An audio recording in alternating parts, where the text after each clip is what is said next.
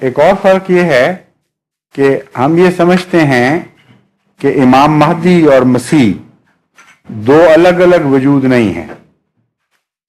عام مسلمانوں کو یہ غلطی لگی ہے، وہ سمجھتے ہیں کہ پہلا عیسیٰ زندہ آسمان پہ بیٹھا ہوا ہے اور وہ آسمان سے اترے گا کسی وقت اسی جسم سمیت۔